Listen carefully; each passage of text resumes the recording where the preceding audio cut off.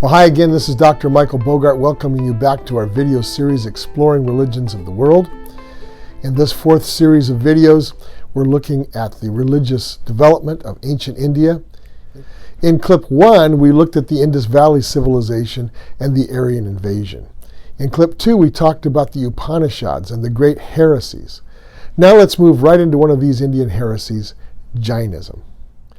Okay, Jainism or Jainism was founded in northeastern India by a person known as Mahavira. That means great hero of the faith.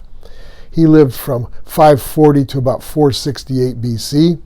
Mahavira came from a noble family, but as he grew up, he developed a great sympathy with ascetic monks. And as a young man, he made a vow to neglect his body for 12 years.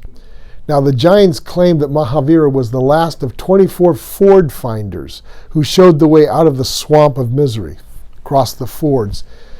When Mahavira died, the Jains claimed that he achieved Kevala, which is a state of being at the top of the universe, outside the cycle of death and rebirth.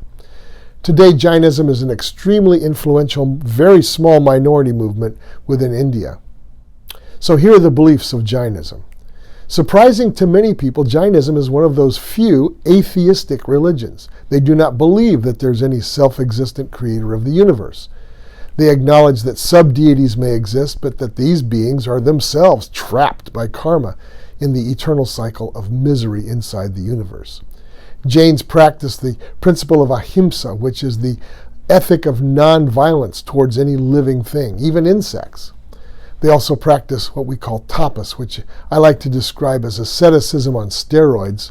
In other words, extreme ascetic practices that go far beyond normal fasting and self-discipline. Instead, they may go so far, for example, as to starve themselves to death. Why would they do that?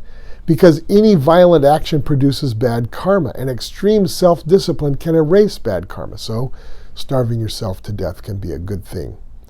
Jains take certain vows. Never knowingly kill or injure any living being, never lie, never steal, never be unchaste, never be greedy, avoid temptations, limit the number of things used daily, meditate, undergo periods of rigorous asceticism, and give alms or gifts to the poor.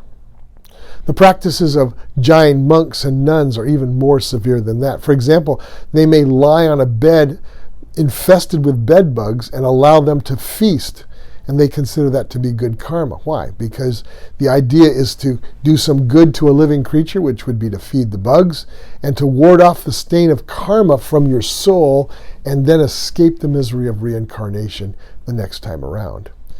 Jains see history as cycles of immensely long epochs. Sometimes are favorable to achieving Kevala, while others may not be. Truth is unknowable in its complete form, so they emphasize escape from the dismal swamp of what most people call reality. They see Jainism as a path out of that swamp, across the fords, into true reality.